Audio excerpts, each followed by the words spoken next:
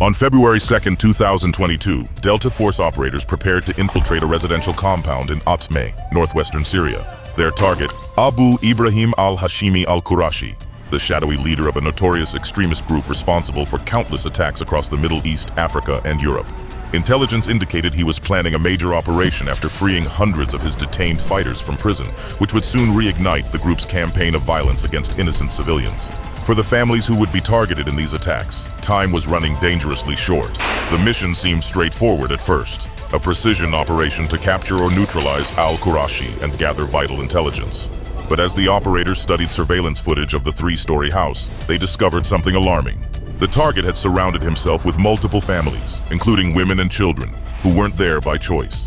This was now more than just a high-value target mission. It had become a complex hostage rescue operation, where any mistake could cost innocent lives. The man cowering on the third floor that night was born Amir Muhammad Abdulrahman al-Mali on October 1, 1976 in the dusty town of al-Muhalabiyah near Mosul. His father was a muezzin who called the faithful to prayer 5 times a day, but young Amir's devotion would take a much darker path. Known to his university classmates as quiet and studious, al-Mali earned degrees in Islamic theology at Mosul University.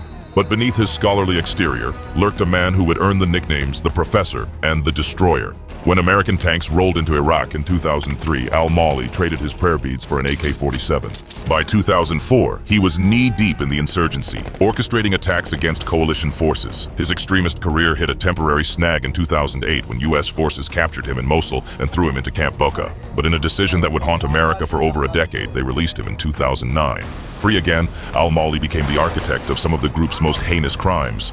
In 2014, he helped al-Baghdadi capture Mosul and masterminded the systematic elimination of the Yazidi people. Under his direction, fighters neutralized thousands of Yazidi men and imprisoned over 6,000 women and children. When al-Baghdadi met his end in October 2019, al-Mali emerged from the shadows to become Abu Ibrahim al-Hashimi al-Qurashi, the second caliph of the group. Unlike his publicity-hungry predecessor, al-Qurashi was a ghost.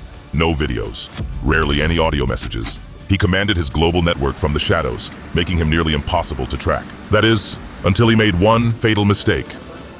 By late 2021, the group was a wounded animal, but that didn't make it any less dangerous. In January 2022, al-Qurashi proved he still had teeth when he orchestrated a massive assault on the Al-Sina prison in Hasakeh, Syria.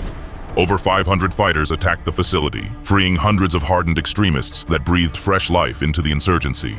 The prison break was al-Qurashi's signature comeback, but it also gave American intelligence the break it needed. NSA satellites picked up increased communications in Idlib province. CIA assets on the ground reported a mysterious family that had moved into the top floor of a building in Atmeh, a family that never left, never socialized, and had their groceries delivered by a single trusted courier. For months, American drones circled overhead, their cameras recording every movement. Pattern analysis revealed the truth. The man on the third floor had the same habits, gait, and associates as their target. By January 2022, the intelligence community had reached a startling conclusion with high confidence. They had found al-Qurashi. But finding him was only half the battle. He had chosen his hiding spot brilliantly, or so he thought. Atmeh presented a nightmare scenario for mission planners.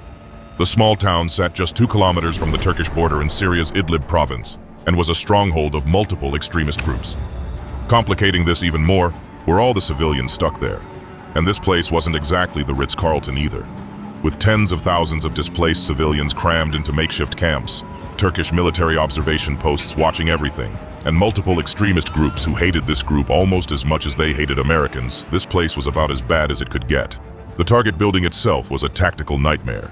A 3-story concrete structure in a dense residential neighborhood surrounded by innocent families. Intelligence indicated at least 13 people lived in the building, women and children on the lower floors, with al-Qurashi, his family, and his lieutenant occupying the upper levels. This wasn't going to be some run-and-gun operation. They needed surgical precision in a nightmare environment. That's where 3 pieces of specialized equipment would make the difference between success and catastrophe. The first critical system was the helicopter-mounted LRAD, also known as the Voice of God. The LRAD 1000 Shi mounted on the Black Hawks could project intelligible Arabic commands at 162 decibels over 3,000 meters. To put that in perspective, that thing can speak louder than a jet engine at takeoff. While this might seem like too much, it was crucial for Atmeh. The building had 13 people inside, mostly women and children. In past raids, extremists had forced civilians to stay put during assaults to deter American action. The LRAD could penetrate concrete walls and overcome the deafening rotor wash of helicopters, allowing innocents inside to hear evacuation commands clearly. It could also induce disorientation and panic in combatants through targeted sonic pressure. The second game changer was specialized breaching explosives that could punch through walls without leveling the building. These weren't standard door kickers. They were British-designed gatecrasher charges and offered strips filled with water gel instead of air. While it might seem counterintuitive to combine water with an explosion, it all comes down to physics. When explosives detonate, they create a pressure wave that radiates in all directions. Traditional charges waste most of that energy. Water-tamped charges use incompressible water to direct the blast energy forward like a shaped charge, multiplying the penetration power while reducing the blast radius by up to 80%. For the Atmeh raid, this meant Delta could blow man-sized holes through reinforced concrete walls without hurting people in adjacent rooms. Intelligence indicated all doors were likely booby-trapped, a favorite enemy tactic. These charges let operators create their own entry points exactly where they wanted them, bypassing the fatal funnels of doorways entirely. The third critical system were these enhanced night vision goggle, binocular or ENVG-B. Traditional night vision amplifies ambient light, turning everything green. Thermal imaging detects heat signatures. The ENVG-B fused both technologies with an augmented reality display that highlighted human shapes through smoke, dust, and even thin walls. The wireless connection to their rifle-mounted family of weapon sights meant operators could literally shoot around corners without exposing themselves. Delta needed to instantly distinguish combatants from civilians in a building with 13 people in darkness without being blinded by explosions and dust. These three systems would work in concert. LRADs would give civilians every chance to evacuate. Water-tamped charges would create entry points while minimizing casualties, and ENVG-Bs would let operators surgically eliminate threats in the darkness. It was a tech-heavy approach to an ancient problem. How do you eliminate the bad guys without becoming them? Despite all this technology, the raid was still high risk. Dropping into a crowded city filled with thousands of bad guys, all more than eager to drop an American, meant the likelihood of casualties was high. President Biden faced an impossible choice: launch an airstrike that would guarantee al-Qurashi's elimination but likely take out civilians, or risk American lives in a ground assault through hostile territory. On February 2nd, 2022, Biden made his decision. Delta Force would go in. What happened next? We can't show it all here without YouTube slapping this video with a warning, but we can show you on Patreon. To watch the full-length video completely uncensored, subscribe to my Patreon page, where there are no restrictions on what we can tell and show you there. Scan the code or use the link in the description now to watch the full video. At 11:47 p.m. on February 2nd, 2022, MH-60 Black Hawks from the 160th Special Operations Aviation Regiment lifted off from their base in Iraq.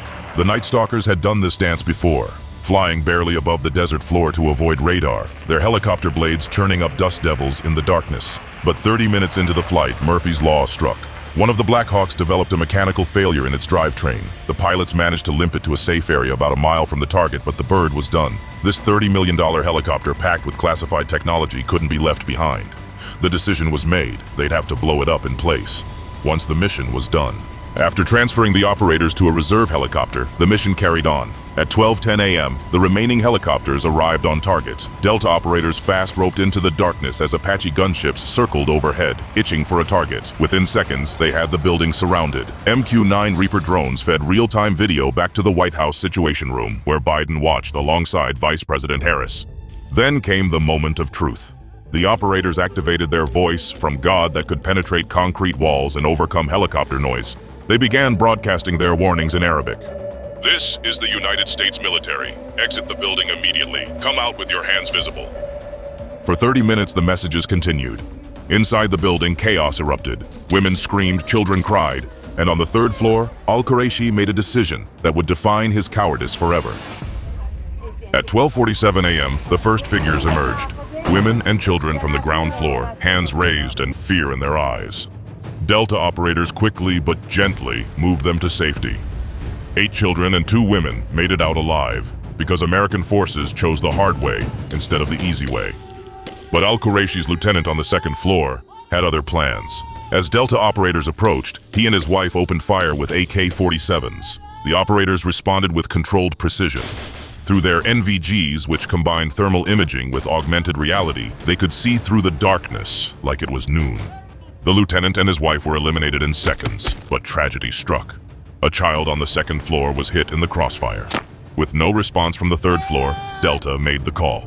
Using specialized breaching charges, they punched man-sized entry points through the building's walls. They weren't taking chances with potentially booby-trapped doors. As concrete dust filled the air, operators stormed through the breaches. That's when they heard it. Footsteps above, frantic movement, and the terrified cries of children. Al-Qurashi was cornered, and everyone in that building knew it. The operators tried one more time. Abu Ibrahim, this is your last chance. Release the children. Come out peacefully. Through drone footage, they could see movement at a third-floor window. A woman, later identified as Al-Qurashi's wife, appeared briefly, possibly trying to negotiate. But Al-Qurashi had already made his choice. At 1:45 a.m., as Delta operators prepared to assault the third floor, a massive explosion rocked the building. Al-Qurashi had detonated his vest, eliminating himself and everyone around him. In his final act, the man who had spent his life hurting innocents proved himself the ultimate coward, taking out his own family with him rather than face justice. But this was not the end of this fight. On the perimeter, a huge crowd of people had started to gather. While most kept their distance, numerous military-aged males continued walking closer and closer to the perimeter. Because of the dense crowd, operators on the ground couldn't see the weapons they were concealing, but the circling Apaches could. With the men continuing to advance despite repeated warnings, a circling Apache engaged them with 30mm cannon fire and cut down 2 of them, while the rest ran away into the crowd.